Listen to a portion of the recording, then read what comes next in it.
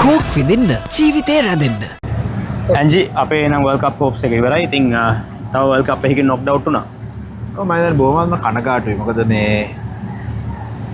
අද තරගය අපිට ජයග්‍රහණය කරන්න තිබුණා අනිවාර්යයෙන්ම. මොකද නිව්සීලන්ඩ් 86ට 6ක් තිබුණා ඕවර් 12ක් වගේ. ඊට පස්සේ මම දැන් අපි බෝල් කරපු විදිය මම දැන් අපිට කිසිම ප්ලෑන් එකක් තිබුණේ නැහැ. මොකද මේ පැත්තේ එක ෂෝට් බවුන්ඩරි එක තමයි බෝල් කරේ. කෙලින් බෝල් කරා. ඉතින් නමුත් නිව්සීලන්ඩ් ගත්තොත් ඒ පැත්තෙන් රචින් රවීන්ද්‍ර නිකන් උදාහරණයක් විතරයි.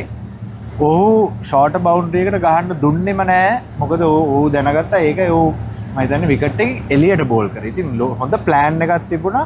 හොඳට එක්සිකියුට් කරා. නමුත් අපි පළවෙනි ඕවර් 12 ඉතාමත්ම හොඳට පන්දු යවුවා. පන්දු රැක්කා. නමුත් අවාසනාවකට මම දන්නේ නැහැ අන්තිම ඕවර් 6 8ේදී අරගොල්ල ලකුණු 82ක සමතතාවයක් ඇති කරා. ඉතින් ඒකට මම හිතන්නේ ඒගොල්ලෝ හොඳට ෂොට්ස් උත් ගැවුවා. නමුත් අපේ ප්ලෑනින් මම හිතන්නේ හරියට තිබුණේ නැහැ. ඇන්ජි ඒ ස්කෝර් එක ආවට පස්සේ මම හිතන්නේ මුලින්ම අපි ගන්න ඕනේ මේ බැට් මේ ෆීල් කරන්න ගත්ත ඩිසිෂන් එක ටොස් එක දිනලා. මොකද එතනද ඒක මොකද හිතුනේ? මගේ මතය ඒක වැරදි. මොකද මේ වගේ මම හිතන්නේ ප්‍රේමදාස ක්‍රීඩාංගනේ අපි ගහලා තියෙනවා ඇති වෙන්න. මේ වගේ ලොකුම තරඟයක් අපිට දිනන්න අත්‍යවශ්‍ය වෙලාව තියෙන තරඟයක්. ටැක්ටික්ස් පැත්තෙන් ගත්තත් අපි පන්දුවට පහර දෙන්න ඕනේ. අපි පන්දුවට පහර දීලා ලකුණු 160ක් 70ක් ලබා ගත්තොත් අපේ බෝලර්ස්ට ෆයිට් කරන්න අවස්ථාවක් තියෙනවා. නමුත් අපි ගිය තරඟයේ හොඳට බැට් කරෙත් නැහැ. ඉතින් මට ඇත්තටම හිතා ගන්න බෑ ඇයි අපි පන්දු යවුවේ කියලා. මමත් ඇත්තටම හිතුවා අපි පන්දුවට පහර දෙයි කියලා. නමුත් මට හිතා ගන්න බෑ කියලා. දැන් ඊට පස්සේ 170ක් වගේ චේස් කරද්දී ඒ බැටිං අප්‍රෝච් එක, ඒ කියන්නේ මුලදී විකට් එකක් ගියා මම හිතන්නේ පැතුම් කරන්න දෙයක් නැහැ. නමුත් ඊට පස්සේ මේ පවර් ප්ලේ එකේ ගහපු ලකුණු 20ක් විතර තමයි පවර් ප්ලේ එකේ ගැහුවේ. මම හිතන්නේ අපි ගක් පැතුම්ගෙන් සහ කුසල් මෙන්ඩිස්ගෙන් තමයි අපේ පිටිකරණය දැන් බලාපොරොත්තු වෙන්නේ. ඉතින් පැතුම් පළවෙනි බෝලර් මම හිතන්නේ මැට් හෙන්රි කියන්නේ විශේෂයෙන්ම නව පන්දුවෙන් ඉතාමත්ම හොඳට පන්දු යවනවා. ඉතින් පැතුම්ගේ ඒ බෝලේ මම හිතන්නේ ඉතාමත්ම හොඳ බෝලයක්. ඒක කරන්න දෙයක් නෑ. ඇත්තටම මම හිතන්නේ බැට්ස්මන්ලා 10ක් ගත්තොත් 10න් 9ක්ම අවුට් වෙනවා ඒ බෝලෙට. නමුත් ඊට පස්සේ අපේ ඉන්ටෙන්ට් එකයි අප්‍රෝච් එකයි මම හිතන්නේ ඕවර් 6කට පස්සේ ලකුණු 22ක් කඩලු 3ක් කියන්නේ කඩලු දෙකක්. ඉතින් ඒක අපිට මම හිතන්නේ එක්ස්පෙක්ට් කරන්න බෑ. මොකද අපි විකට් එකක් දෙකක් ගියත් අපි මොකද 140ක් ගහනවා නම් ඕකේ ප්‍රශ්න නෑ. අපි කන්සොලිඩේට් කරනවා කියන්නේ බ්ලොක් කරන එක නෙමෙයි. ඒකයි අපි මේ දෙක පොඩ්ඩක් පටලලා ගත්තා. දැන් ගිය තරඟයේදී අපිට කන්සොලිඩේට් කරන්න තිබ්බා. නමුත් කන්සොලිඩේට් කරන්න කියන්නේ මේ තට්ටු අල්ලල්ල ලකුණු ගහන්න නැතුව ඉන්න එක නෙමෙයි. අපි ක්‍රමයක් හොයාගන්න ඕනේ. ඒ ෆීල්ඩ් එක ඉද්දී වුණත් යටින් හෝ උඩින් රිස්ක් එක අඩු කරලා ලකුණු රැස් කරගන්න. ඉතින් අපි ඒ දේ කරේ නෑ. මං හිතන්නේ චකිතයකින් බයකින් හුඟක් මන් දන්නේ මේ වගේ කප් එකකදී අනිවාර්යෙන් පීඩනය වෙනවා. නමුත් නිව්සීලන්ඩ් අර පාර්ට්නර්ෂිප් මන් දන්නේ හොඳ ටීම්ස් ගත්තොත් අමාරු අවස්ථාවලදී කොහොම හරි උන් ක්‍රමයක් හොයා ගන්නවා දිනන්න. නමුත් නිව්සීලන්ඩ් මම හිතන්නේ හොඳට කරන්නේ හැම වර්ල්ඩ් කප් එකේම උන් හොඳට කරනවා. උන් හොඳට කරන්නේ ඔවුන්ගේ ඒ අර සිලෙක්ෂන් උත් හරිම කන්සිස්ටන්ට්. එක්ස්පීරියන්ස් ප්ලේයර්ස්ලා ඉන්නවා මේ වගේ අවස්ථාවලදී අමාරු අවස්ථාවලදී මම හිතන්නේ ඔහුගේ කණ්ඩායම ගොඩ අරගෙන තියෙනවා. ඒ වගේම මම හිතන්නේ ඔහු ඉතාමත් හොඳට ක්‍රීඩා කරනවා. ඉතින් ඒගොල්ලන්ගේ එක ලොට් එකක් තමයි දිගටම ක්‍රීඩා කරන්නේ. දවටනේ නියම මිල සඳහන් ස්විස්ටෙක් නිෂ්පාදන මිලදී ගන්න. ස්විස්ටෙක් ගන්න ඕන හොඳම තීරණය.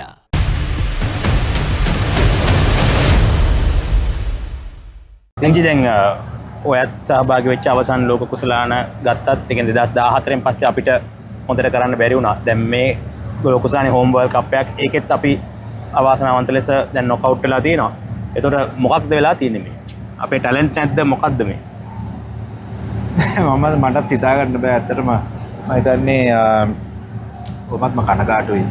මොකද මොකක් හරි හේතුවක් හින්දා අපි මේ අවස්ථාවේදී හොඳට කරේ නැහැ. මම හිතන්නේ අපිට ලොකු අවස්ථාවක් තිබුණා මේ ලංකාවේ අපි ලංකාවේ ක්‍රීඩා කරපු අන්තිම වර්ල්ඩ් කප් දෙකේම එකක් ෆයිනල්ස් ආවා. ඒක දෙකේම ෆයිනල්ස් ආවා. ඉතින් මම හිතන්නේ අපේ කන්ඩිෂන්ස් වල අපි තාමත්ම හොඳට ක්‍රීඩා කරලා තියෙනවා. 2011 දී අපි හෝස් කරා අපි ඉන්දියයි ෆයිනල්ස් ආවා. 2012 දී අපි හෝස් කරා අපි ෆයිනල්ස් ආවා. නමුත් මේ අවස්ථාවේදී අපි හොඳට කරේ නැහැ. ඊටමත් මම හිතන්නේ කනගාටුයි. මම හිතන්නේ අපි සාධාරණයක් කරේ නැහැ අපේ තියෙන ඒ ටැලන්ට් එකට. මේ අපේ හිටපු හොඳම 15ද කියන්නේ මේ අංජි දන්නවනේ ඩොමෙස්ටික් ක්‍රිකට් අන්තිම වෙනකන් ගැහුවා.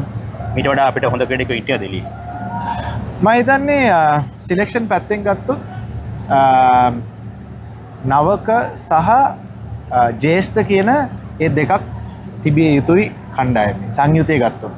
මම ඒක තරේ විශ්වාස කරන දෙයක්.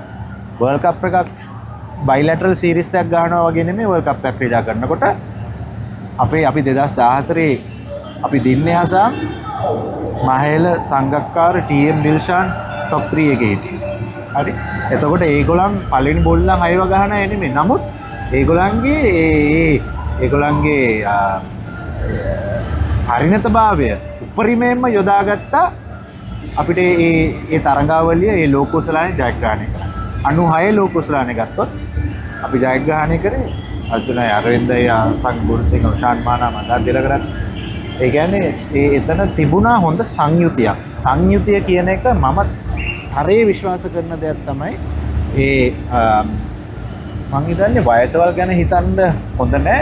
හොඳට පර්ෆෝම් කරනවා නම් හොඳට ෆිට්නස් තියෙනවා නම් කවුරු වුණත් වැඩක් ගන්න බලාපොරොත්තු වෙන්න ඕනේ. මේ තරඟ අපිට අන්තිමේදී ඕනේ තරඟ ජයග්‍රහණය කරන්න. එක අනිත් දේවල් නෙමෙයි. ඉතින් අපි හැමතිස්සෙම බලන්න ඕනේ කවුරු හෝ වේවා හොඳට පර්ෆෝම් කරනවා නම් හොඳට ෆිට්නස් තියාගෙන ඉන්නවා නම් ඔවුන්ගෙන් උපරිම ප්‍රයෝජනයක් අරගෙන ලංකාවට තරඟ ජයග්‍රහණය කරන්න පුළුවන් නම් ඒ වාතාවරණය තමයි සකස ගන්න ඕනේ. මේ එකපාර ඇවිල්ලා අපි මේ දේ වෙනස් කරනවා අර දේ වෙනස් කරනවා මේ දේ වෙනස් කරනවා කියලා හැමදේම වෙන්නේ එකම දේ. ඉතින් හොඳ ප්ලෑන් එකක් ඇතුව ඉස්සරහට ගියොත් අපේ ඕන තරම් ටැලන්ට් එක තියෙනවා ඉස්සරහට ක්‍රිකට් ගන්න. ඉතින් මම විශ්වාස කරන දෙයක් තමයි හරි සංයුතයක් තියෙන්න ඕනේ ටීම් එකක් සිලෙක්ට් කරනකොට. ඉන්දියාව අවසාන වශයෙන් මේ හැම මැච් එකක් ගත්තොත් ඉංග්ලන්ඩ් එක නිව්සීලන්ඩ් අපිට පොඩි chance එකක් තිබුණා. ඒක අපේ ක්‍රීඩාවලුන් ගොඩක් තවදුක. ඒ කියන්නේ we were there halfway stage අපිට මොනවා හරි කරන්න තිබුණා. ඒ කියන්නේ අපි නිකන් මේ තැනක ඉන්න හැබැයි හැමදාම මේ ප්‍රෙෂර් එකෙන් අපි මොකක් හෝ දෙයකින් අපි පෙරදිනවා මම හිතන්නේ. අසම් පොඩි නෙමෙයි ලොකු chance එකක් තිබුණා. මම හිතන්නේ අපි දැන් මේ තරඟ දෙකෙන් පස්සේ semi final select වෙන්න තිබුණා. අපි හරියට ක්‍රීඩා කරා. මම අර කිව්වා වගේ අපේ සංයුතය ගත්තොත් අර ද නිව්සීලන්ඩ් හොඳට කරන ටීම්ස් ගත්තොත් බලන්න වර්ල්ඩ් කප්ස් වල ස්පෙෂලි හොඳ සංයුතයක් තියෙනවා මේ පරිණත ක්‍රීඩකයන් සහ අනිත් ක්‍රීඩකයන්. ඒ කියන්නේ නවක ක්‍රීඩකයන්. නවක 11ක් දාගෙන ගහන්නත් බෑ. පරිණත 11ක් දාගෙන ගහන්නත් බෑ. නමුත් හොඳ සංයුතයක් කණ්ඩායමට අවශ්‍ය වෙන විදියට හොඳ සංයුතයක් හදාගන්න. ඉතින් මම අර කලින් මම ඉස්සෙල්ලත් කිව්වා වගේ ප්‍රෙෂර් සිටුේෂන්ස් හැන්ඩල් කරන්න සමහර තැන්වලට පරිණත ක්‍රීඩකයෙක් සිටිය. ඒ වගේම අපි සිටුේෂන්ස් හැන්ඩලින් තමයි අපේ මං හිතන්නේ ගිලී ගියේ. මොකද ඉංග්ලන්ඩ් එක්ක ගත්තොත් නිකන් ඕවර් 20 බැට් කරලා තිබ්බනේ 146 ගහ ගන්න තිබුණා. එතකොට අපි කවුරුත් මම විශේෂයෙන් පිටිකරුවන් කවුරුත් try කරේ නෑ ඒ සිටුේෂන් එකට අවශ්‍ය දේ කරන්න. මේකෙත් එහෙමයි. මේකේ අපි 86ට නවසීලන්තයේ 86ට 6ක් තියෙද්දි අපේ ප්ලෑනින් සහ අපේ එක්සිකියුෂන් හරියට තිබුණේ නැහැ. ඉතින් අපි ආයෙත් අර සිටුේෂන් හැන්ඩලින් වලට යනවා අපි එතනට. ඉතින් ඒ සිටුේෂන් හැන්ඩල් කරන්න ඒ අවශ්‍ය සංයුතිය තිබිය යුතුමයි. විශේෂයෙන් ලෝක කුසලානය.